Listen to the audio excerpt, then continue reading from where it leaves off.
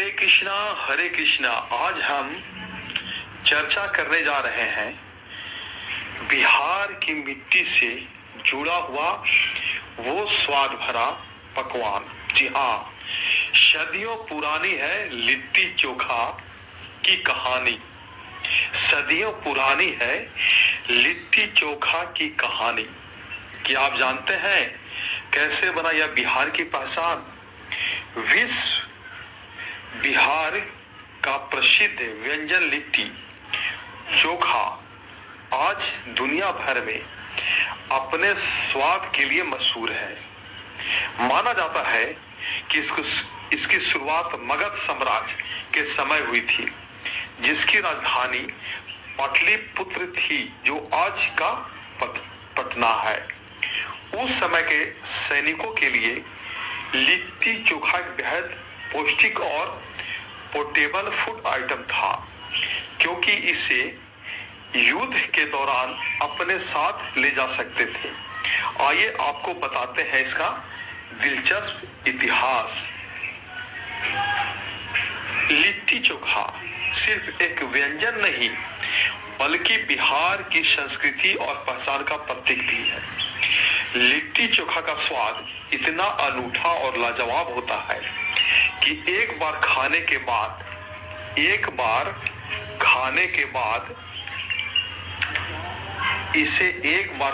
बाद हर कोई इसका दीवाना हो जाता है। आज सिर्फ भारत ही नहीं, बल्कि दुनिया भर के लोग इस डिश को बड़े चाव से खाते हैं। समय के साथ लिट्टी चोखा का स्वरूप बेशक बदलता रहता है, लेकिन इसका स्वाद लोगों के दिलों पर अभी भी कायम है और हमेशा राज कर रहा है। आइए और कुछ इसका रोचक तथ्य जानते हैं। समय के साथ बदला स्वाद। लिट्टी चोखा का स्वाद आज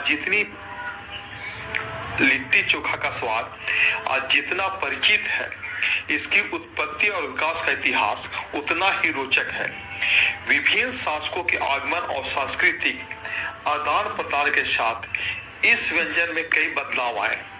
मुगल काल के दौरान शाही रसोइयों ने लिट्टी को एक नया आयाम दिया। मुगल सम्राटों को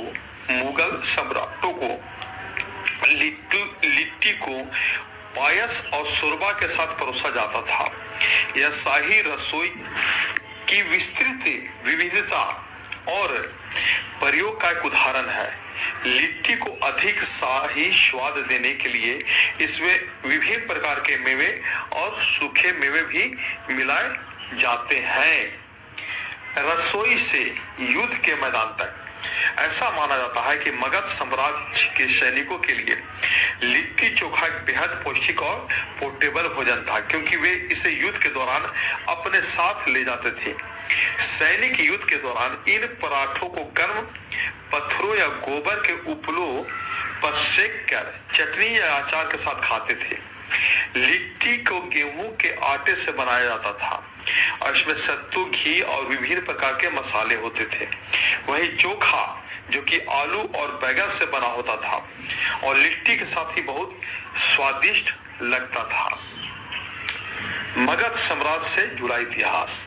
लिट्टी चोखा की उत्पत्ति कब हुई, इस बारे में कोई ठोस प्रमाण तो नहीं मिलता है, लेकिन कुछ इतिहासकारों का मानना है कि इसकी जड़ें मगध साम्राज्य से जुड़ी है, जिसने 6वीं शताब्दी ईसा पूर्व से 5वीं शताब्दी ईस्वी तक बिहार और झारखंड के कुछ हिस्सों पर शासन किया था। मगध साम्राज्य उस समय का एक शक्तिशाली साम्राज्य था और इसकी राजधानी पाटलिपुत्र, आज का पटना, एक बहुत ही समृद्ध शहर हुआ करता है।